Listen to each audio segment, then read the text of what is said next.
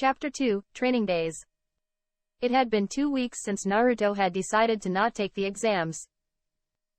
Currently it was morning and Naruto looked at himself in the mirror, admiring his new outfit that Kurenai-sensei and Hinata helped him pick out. Of course they did it on the suggestion of the Hokage, but still it was nice of them. His current attire fit him rather well. He wore a burnt orange short-sleeve shirt, black Anbu-style pants with black combat boots. He had changed to combat boots to help with the higher level of the black leg style. They would be dangerous to practice with sandals. Of course they were made of the same chakra-conductive material as the regular shinobi sandals. Around his waist was a dark blue utility belt with 5 different pouches, useful for carrying scrolls. Over his shirt was a dark blue trench coat with a white spiral on the back.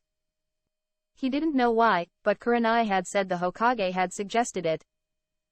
His Hitai-8 was now tied to his left arm. On his head was a wide-brimmed black hat with a blue plume. To finish off his look was a burnt orange and blue scarf that Hinata had bought for him, as she said it looked good on him. Little did Naruto know, she hadn't bought it, she had knitted it. Hinata enjoyed knitting as a hobby and had knit this scarf for him as a birthday present. She had just decided to give it to him early. Naruto smiled as he attached his kunai pouch to his right leg. He was looking forward to today. He had a big plan for today. Today he would try to meet Kyuubi. Yesterday he had found a book about Jinchuruki. It had mentioned that it was possible to visit the seal and converse with the Biju. Naruto planned to do just that. He would of course send out his usual several hundred shadow clones to train in other things, like Fuinjutsu, Kenjutsu, trap-making, and his chakra control. But the real him would be here trying to enter the seal. Naruto left his apartment with a smile on his face. Today was going to be a good day. Little did Naruto know how right he was. Because today would be a day that would change his life forever. Hinata sat on the bed in the guest room of Kurenai's apartment. Her eyes were staring at the wall. There were bags under her eyes from lack of sleep, while her eyes themselves were bloodshot from crying for the past few hours. Her Hitai-8 was no longer tied around her neck. Instead it was around her forehead, to hide the seal that now branded on her forehead. The disgraced bird seal, a seal only put on Hyuga clan members who were seen to have no potential at all. In other words, a seal only used on those exiled from the clan. She was no longer Hinata Hyuga, now she was just Hinata.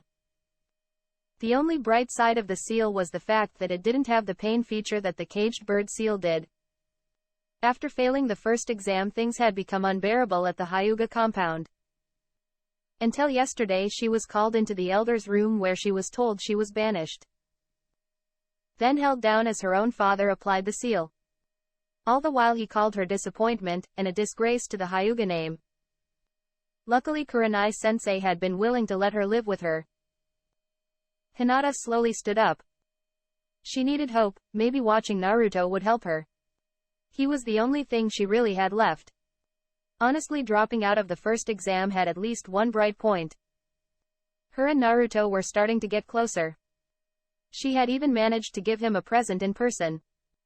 She just hoped he liked the hat. Little did Hinata know that today would be a day that would change everything for her, and when she looked back on it, would be the best day of her life. Training Ground 41. Naruto walked into the empty training ground and looked around before smiling. This place would work. After summoning the various clones and assigning them jobs, Naruto sat down and began to meditate. This was what the book said to do. He took a deep breath and closed his eyes. In Hokage office at time. Hiruzen sat in his chair looking at the man across the desk from him. The man was his student Jiraiya, the Toad Sage. It's been a while, Jiraiya. Yep, it has, sensei. How's Naruto doing? I heard Kakashi was training him. I bet he's gotten pretty good if the bridge and wave is anything to go off of. Hiruzen sighs as he pulls out a folder and hands it to Jiraiya. The Toad Sage accepts the folder and begins to read. Naruto's education was stunted and sabotaged. This had only come to light recently. I told Kakashi that he would need to help Naruto fix the damage that was done. Instead, Kakashi neglected his job and only taught Sasuke and gave Sakura occasional tips. He completely ignored Naruto, instead using him as a way to help train Sasuke. Jiraiya put down the folder as he frowned. I can't believe Kakashi would do this to Naruto. Jiraiya took a deep breath to calm down before shaking his head. Well, either way, we have officially proved that Naruto is a genius just like his dad. I mean, he made that much progress in just 2 weeks? Hiruzen nodded as he puffed on his pipe. Yes, he began to train on the day of the first exam. He quickly began to learn the things he needed. The Shadow Clone Jutsu is perfect for him. At this rate, I'm certain Naruto will surpass both me and his father by the time he is 25. But please don't call him a genius. Naruto hates that term. He believes that the only thing that matters is hard work. Jiraiya nodded. I agree with that. I was the dead last of the class. Now look at me, I'm the strongest of the 3 Sannin. Hiruzen chuckled before he said, I was planning to tell him about his heritage soon. Would you prefer I do it today while you're here? Jiraiya nodded. Yeah, it's time to face the music. Should I call for him now? Or would you like to wait a few more hours before you get castrated? Jiraiya shivered. You don't think he would do that, do you? Him personally? No, not at all. Jiraiya relaxed, but the next words made him tense up again. But knowing him, if you don't earn his forgiveness, he will likely make certain that you're never able to do your research in Konoha again without being caught. Let's wait a few hours. I need to get some things to make sure Naruto doesn't kill me. With those words, Jiraiya jumped out the window. Hiruzen chuckled as he watched Jiraiya flee. Probably a good idea. Suddenly an Anbu arrived. Hokage-sama, I bring a message from Hiyashi-sama. The Anbu handed Hiruzen a scroll.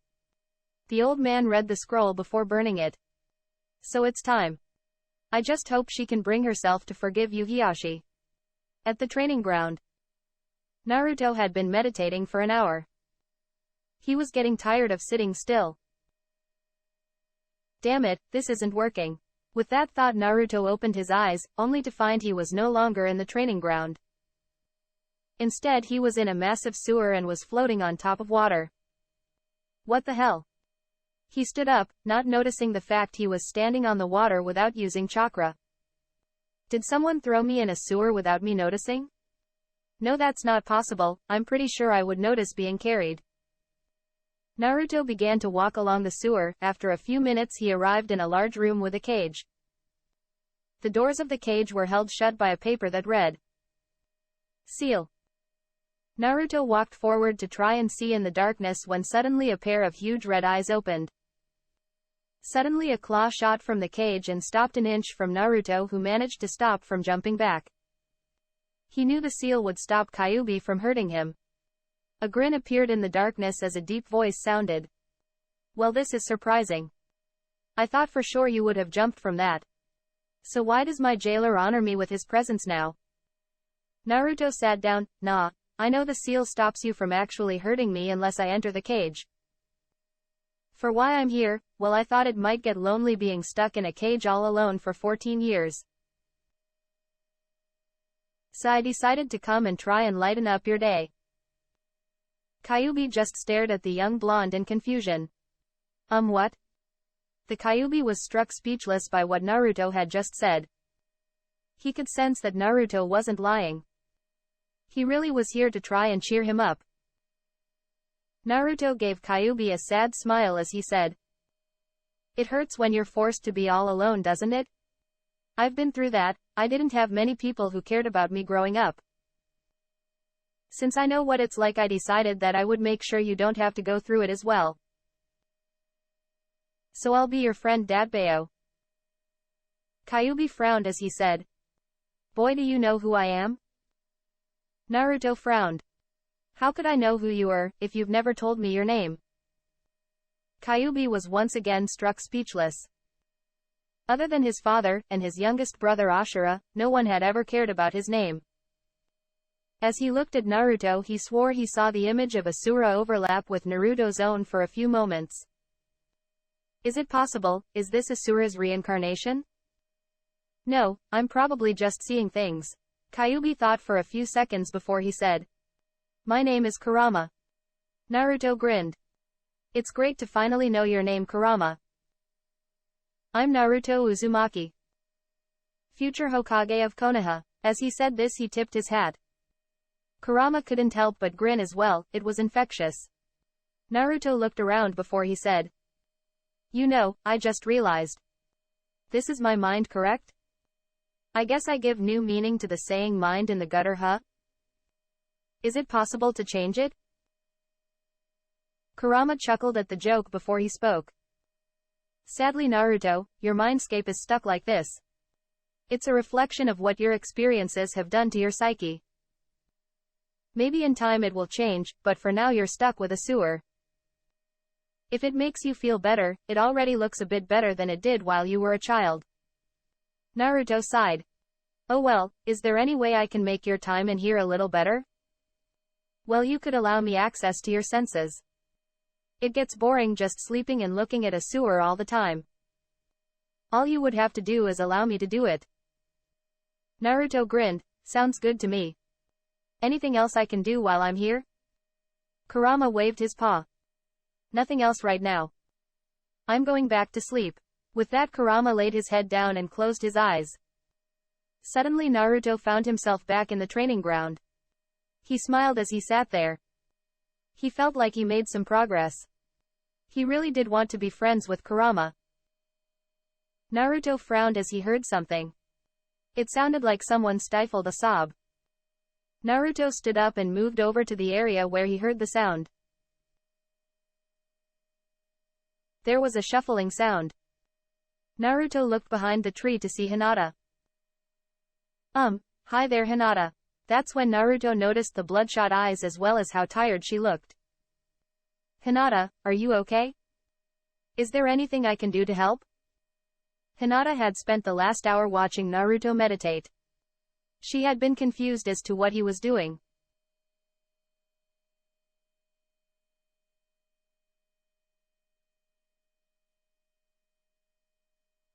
A little ways away was his army of shadow clones, all practicing various things.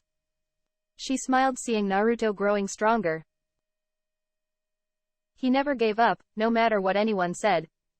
She was also happy to see that he was wearing that hat she gave him.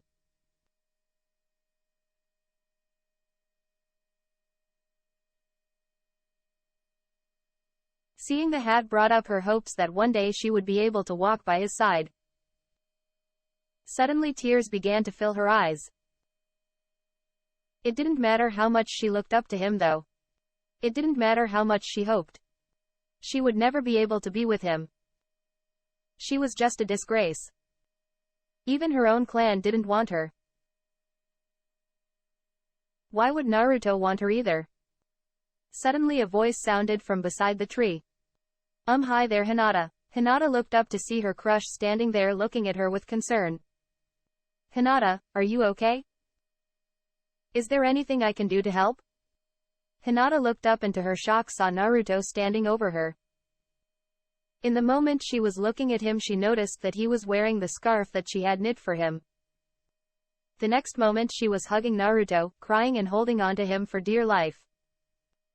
Naruto just held her, unsure of what was going on. "Hinata, what's wrong? You can tell me." Hinata slowly sobbed out what had happened. As she did, Naruto held her, trying his best to not let his anger consume him. He just hugged her tighter and tried to soothe her. "You're not a disgrace, Hinata, you're too good for that clan. If they can't see your strength then they're blind." Naruto kept holding Hinata and cheering her up. He might not have known Hinata well during the academy.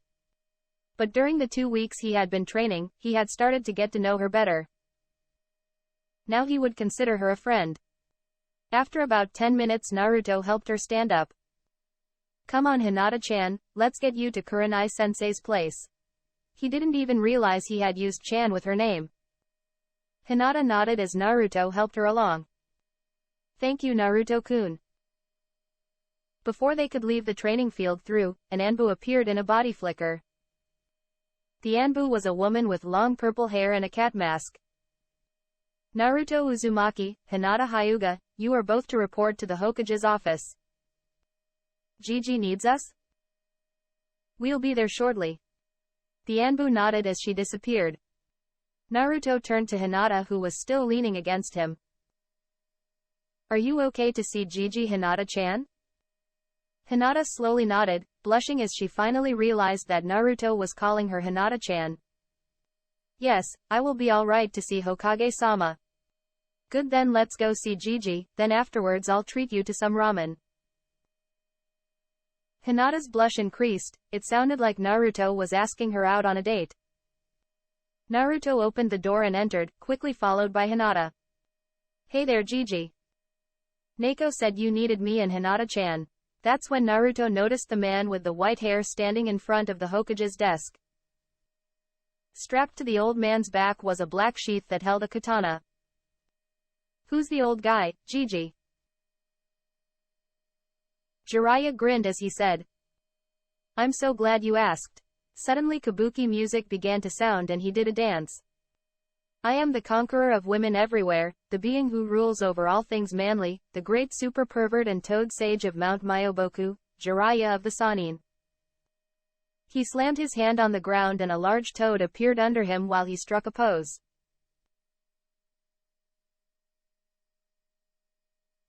Naruto looked at the toad sage before shaking his head. I'm so disappointed. Jiraiya fell off the toad, who gave Naruto the toad equivalent of a thumbs up before disappearing. Jiraiya stood up and dusted himself off as Hiruzen chuckled. Naruto-kun, Hinata-chan, I called you both here for a specific reason. Naruto-kun, the reason I called you has to do partially with your condition. If you want, Hinata-chan can wait outside while I talk to you. Hinata chose this moment to speak up. Do you mean the fact Naruto-kun has the Kyuubi sealed inside him? Everyone stared at Hinata in shock. Hiruzen spoke up slowly. Hinata-chan, how do you know that? One of the elders told me when I was 7. They wanted me to stay away from Naruto-kun, calling him a monster. But Naruto-kun isn't a monster, he's a hero. Suddenly a male metallic voice sounded from Jiraiya's back. Haha, Kushina's son found a keeper. She reminds me so much of Minato. The two genin stared at the katana that had unsheathed itself slightly and spoke. Naruto was the one who spoke. Holy shit, that sword just talked. Before Jiraiya or Hiruzen could answer, the sword did it for them. Thank you, and for my next trick I shall perform the dance of my people. Naruto couldn't help but ask. Can you really dance? There was silence for a few seconds before the sword started to laugh. Oh my Kami, he really is Kushina's son. She said the exact same thing when she first met me. My name is Shingetsu. I'm your new sword kid. Wait a minute. Who is Kushina? You didn't tell him Hiruzen? Shingetsu, that's the whole reason we called him here. Well, I'll take care of it myself then. Kid, you are the son of Kushina Uzumaki, the previous Jinchuruki of the Kyuubi no Kitsune, and Minato Namikaze, the Yellow Flash. The white-haired pervert whose back I'm on is your godfather, who apparently abandoned you for the last 14 years. Do me a favor and kick him in the balls for me. Jiraiya looked at the blade with betrayal in his eyes before he fell over cupping his balls. Naruto hadn't just kicked him in the balls. He had kneed him right in the groin with full force. Jiraiya spoke in a high-pitched voice. How could you, Shingetsu? I thought we were friends. Hey, I might like your book thanks to Kushina introducing me to it. But you lost any credibility the moment you abandoned your godson. Wait, this guy wrote a book? Yeah, a really good book called The Tale of the Utterly Gutsy Shinobi. You were named after the main character. The rest of his books are trash through. If I remember right, the others are called Icha Paradise. Hiruzen coughed before he said, as much as I'm enjoying watching this, I think we should continue the discussion, although it seems Hinata-chan will be joining us since you didn't give us much a choice, Shingetsu. She's already proved she's on his side. Not to mention the crush she has on Naruto helps. Naruto and Hinata both blushed before Naruto said, wait, Hinata has a crush on me? I thought she just wanted to be my friend. He looked at Hinata who was blushing so much that steam was rising. But she managed to nod before hiding in her coat. Not exactly realizing what she had done thanks to her overheating brain. Naruto was dumbfounded to hear this. Shingetsu started laughing again. Oh Kami, he's inherited Kushina's denseness. Well, good luck girl, I'm rooting for you. I'm going to leave the discussion to Hiruzen now. Hiruzen sighed and muttered something about the damn sword being just as mischievous as any Uzumaki clan member. Naruto-kun, sit down. Once Naruto sat down, Hiruzen then asked, do you want Hinata-chan to stay? I don't mind her staying.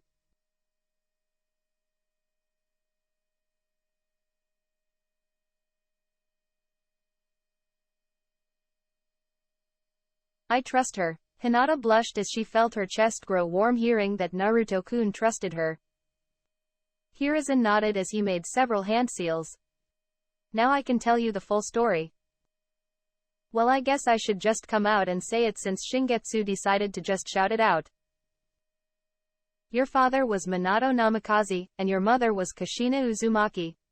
With that, Hiruzen began to explain everything. How Minato and Kushina met, how they married, and how she got pregnant with Naruto. How the day he was born someone attacked and ripped the Kyuubi out of Kushina. How Minato couldn't trust anyone with the Kyuubi other than his own son. How his last wish was for Naruto to be seen as a hero. How Hiruzen wanted his identity to be kept secret, but a leak from a civilian council member destroyed that idea. How Jiraiya had to leave to kill the rumors of his survival to protect him. How Kakashi fell into depression and became an Anbu, spending all his time not on missions, watching over Naruto. Naruto stared out the window that was completely blacked over. His eyes were full of tears as he said, so my parents did love. Before anyone else could speak, Shingetsu spoke up. Kid, your parents were insanely happy to know that you were going to be born. I can't tell you how many times Kushina would just sit at the house rubbing her pregnant belly and humming a song. I'm certain if Kyuubi hadn't been ripped out of her, she would have spoiled you rotten. Hell, it got so bad that one day I told her to be quiet, that I already knew about her being pregnant. She locked me in the kitchen cabinet for that.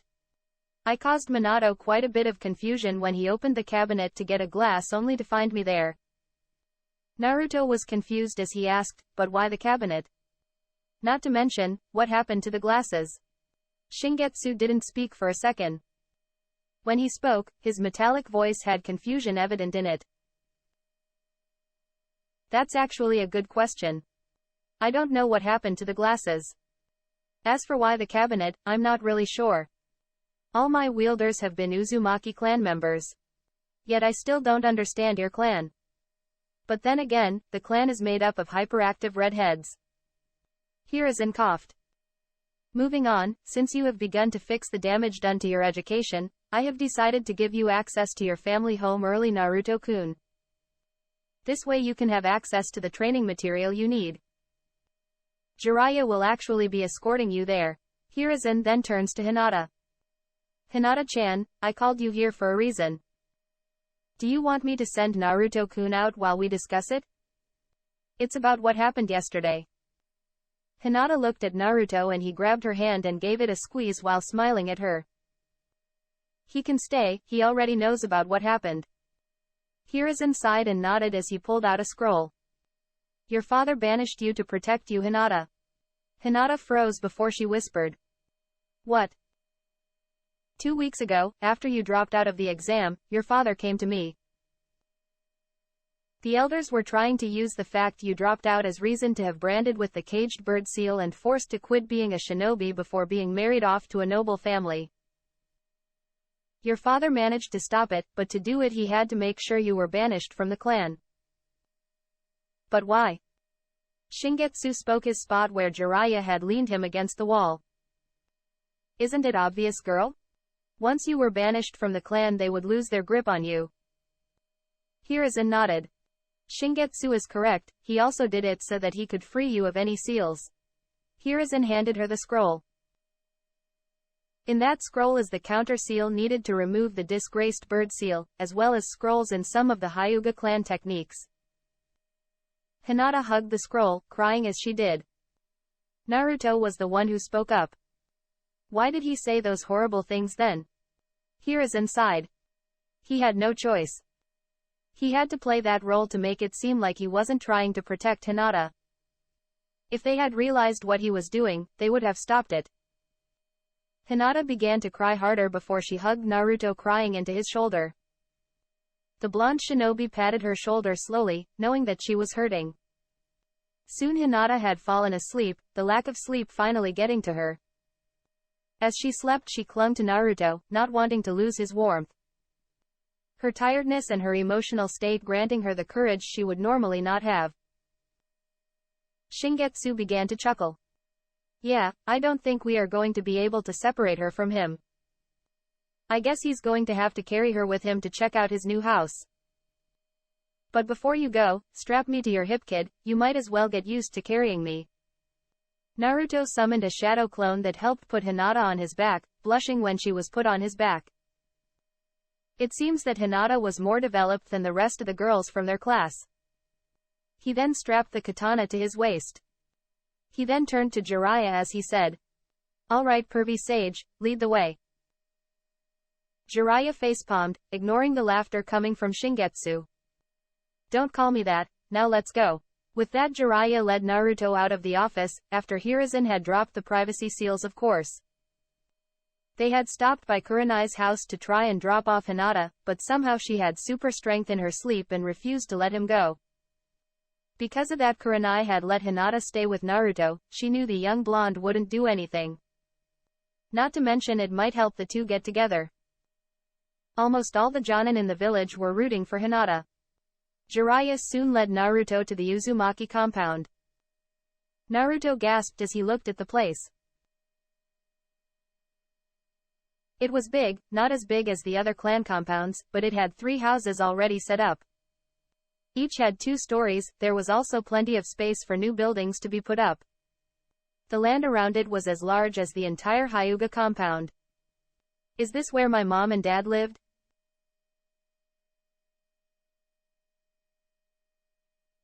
Yep, kid, this is the Uzumaki compound. A compound that was built at the same time as the Senju and Uchiha compounds. It was built for Uzumaki clan members who were visiting Konoha. Sadly, after the destruction of Uzushio, it went basically unused except for Kushina and eventually your father. But one thing that can be certain, this is the best defended compound in the entire village. I bet Kyuubi could fire a tailed beast bomb at it and not do any damage. Jiraiya coughed awkwardly as he said, Actually that has been proven. During the attack one of the 3 fired tailed beast bombs hit the compound. It was completely fine. Jiraiya turned to Naruto, ignoring the laughing coming from the sword strapped to his godson's hip. Naruto, I need you to place your hand on the gate. It will read your chakra and key you in as the one in charge of the estate. We can enter together. Naruto did as he said and placed his hand on the gate. The seals began to glow and soon the gate swung open, allowing the 3 into the compound. Hey pervy sage, if you couldn't enter before, how did you get Shingetsu? Because I wasn't in the house. I was in the Hokage vault for 14 years. Your mother brought me with her when they sealed Kyuubi inside you. One of my abilities is that I increase the healing factor of the Uzumaki clan for my wielder. She was using that to stay alive long enough to seal Kyuubi. If she hadn't been impaled, she would have survived. Naruto nodded in understanding. Unwilling to speak as he stood in the living room of his parents' home. On the mantel of the fireplace was a picture. It was of his father and mother, but his mother was pregnant. He moved closer and just stared at the picture, unable to look away.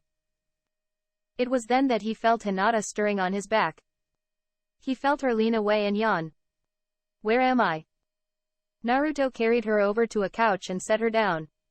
Hinata, upon realizing she had been carried by Naruto, went bright red.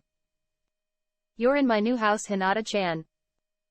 You kinda passed out and wouldn't let go of me. So we brought you along." Hinata's face was reaching new shades of red as she stuttered out. "I'm sorry about that, Naruto-kun." Naruto shrugged. "It's fine, I did promise you ramen later. So we can get some after we finish going through the house, Datbayo. Not to mention I could get to know you a bit better. I mean, you have a crush on me, but I barely know you." Hinata nodded quickly, somehow her inner self taking control. "I would love to get ramen with you, Naruto-kun." Naruto looked at his sword, who was snickering. "Shingetsu, do you know where Pervy Sage is? I think he said something about checking the library. Most likely he's grabbing the things he will need to help with your training. He's already decided to take you as an apprentice." Naruto nodded, before he grinned. "Hey Hinata-chan, come with me. I got an idea that I think Pervy Sage would agree with." Hinata led a blushing Hinata to the library. There they found Jiraiya looking through the scrolls. On a desk was a small pile of scrolls. He looked up from the scroll he was looking at. "Oh Naruto, Hinata, what do you two need?" "Pervy Sage, since you're going to be training me, do you mind if Hinata-chan trains with us as well occasionally?" Both of them looked at him in shock. Hinata's face was quickly reaching critical redness, while Jiraiya was actually thinking. "She's been expelled from the Hyuga clan, so I could actually train her, not to mention Hiyashi was one of my students during his genin days. Her Byakugan and chakra control could come in handy. Not to mention, Naruto having a training partner would probably be useful for both their progress. Only problem would be her Jonin-sensei might not be willing, as it could get in the way of team training. But it's definitely worth a shot." He answered slowly. "I would need her Jonin-sensei's permission. If she gives permission, then we can try it out. If she can keep up, then sure." Naruto cheered before hugging Hinata. That was the straw that broke the camel's back, and Hinata sunk back into unconsciousness. Only this time the lack of sleep got the better of her, and she was out for the better part of the day. Thus they had to put off their ramen for another day. A week later, Training Ground 41. Hinata entered Training Ground 41 for her training with Jiraiya-sensei. Kurenai-sensei had allowed her to join training with Naruto and Jiraiya-sensei twice a week, on the condition that Jiraiya didn't try anything perverted towards Hinata. The training ground was filled with Naruto clones, all practicing various things. Some were practicing kenjutsu with wooden swords.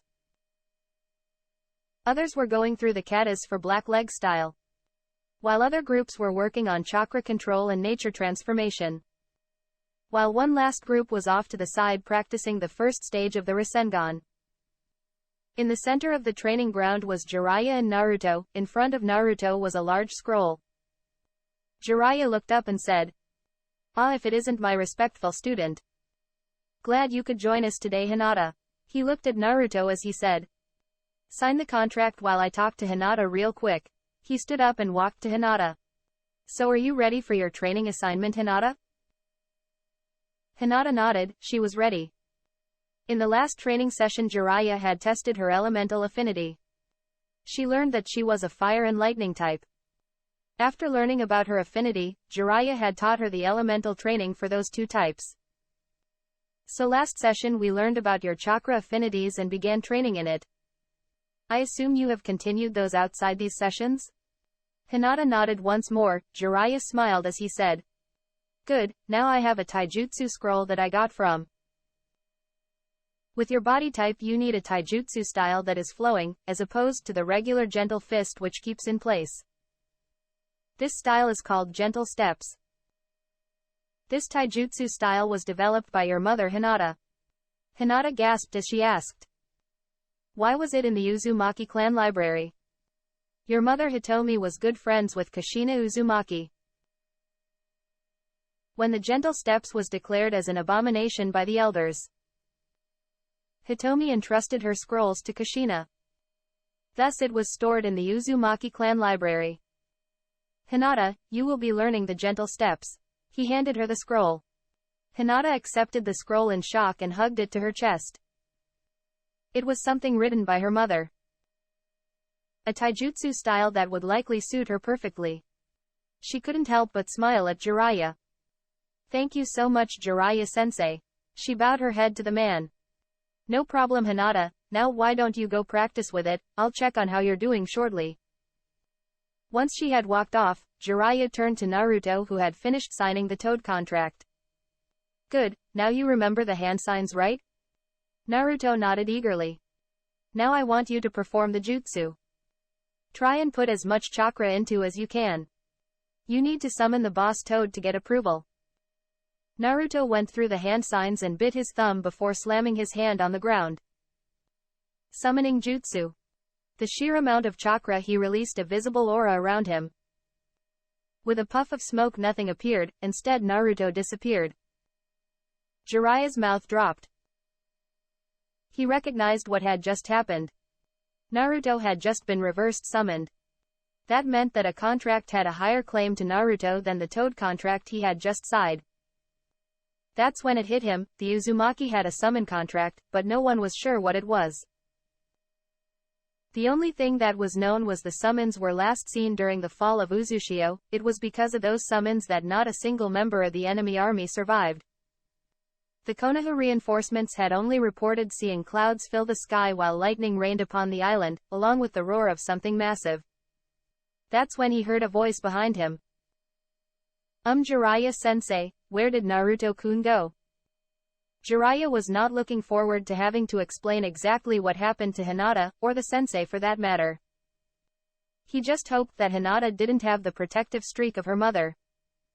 The Lost Valley. When the smoke cleared, Naruto found himself in a beautiful valley. The grass was a vibrant green and the very air felt as if it was alive and happy to see him. Suddenly there was a rumble behind him and a female voice spoke up. Boy, who are you, and how did you get here? Naruto turned and was shocked to see a huge dragon standing behind him. It was easily 3 times the height of the Hokage Tower. The dragon had white and blue scales, on its chest and shoulders were 4 purple orbs. Its wings were feathery and white and each movement made some kind of dust be released into the air. For those who haven't realized, this is the first of the 2 Yu-Gi-Oh cards referenced. This is Stardust Dragon. Although in this, the dragon is known as Selene, the Cosmic Dragon. That's when Shingetsu spoke for the first time in a week, after yawning of course. Naruto, what's going on? Why did it feel like we were just summoned? The dragon's eyes went wide as she said. Shingetsu, is that you? Selene, it's been much too long. But why are we in the Lost Valley? Naruto, what were you doing before we got summoned here? Pervy Sage had me sign the Toad contract and perform a summon. That explains it, the Uzumaki clan contract most likely sees you as the clan heir.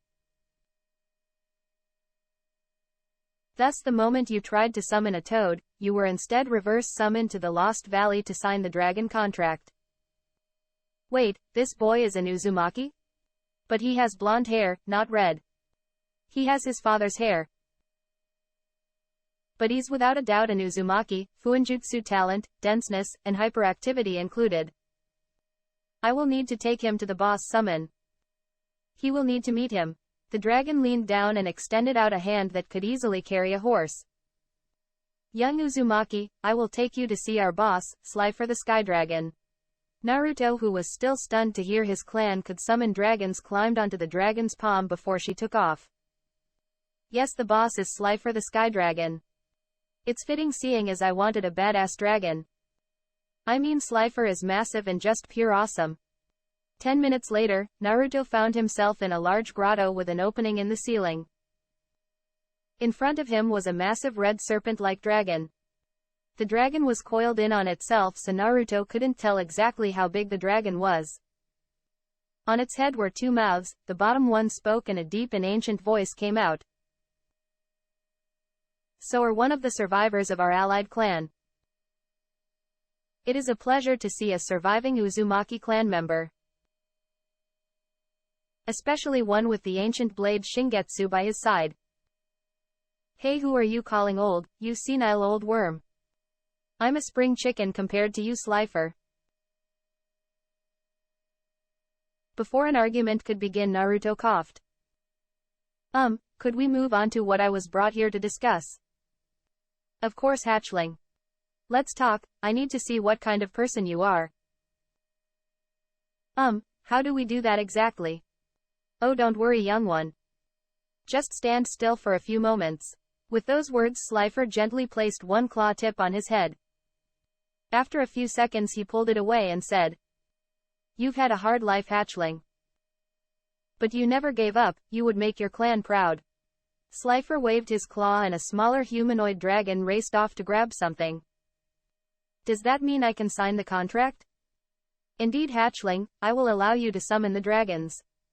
But know if you ever abuse our power, there will be consequences. The small dragon came back with the contract in hand. Naruto quickly took it and signed it, noticing that the previous signer was named Ashina Uzumaki. Naruto remembered that Shingetsu mentioned he was the clan head during the fall of Uzushio. Once Naruto had finished signing, Slifer spoke again. I shall send you back home, hatchling. I look forward to the day you call upon my clan's strength to aid you. With those words, Naruto vanished. While Slifer rested his head on his paws again. To think Asura's reincarnation would be our latest signer. I am certain that he will become a great shinobi. I just hope this isn't a sign that I will one day have to be summoned again. With those thoughts, Slifer closed his eyes and drifted off into sleep. His dreams included fighting alongside his long-gone friends against a massive beast with 10 tails. Naruto rested on the roof of his apartment building, watching the stars. As he did, he thought about the things he had learned over the month. They made him question his dream. How his father sacrificed him for the village, Gigi's rocky relationship with his son because of the position.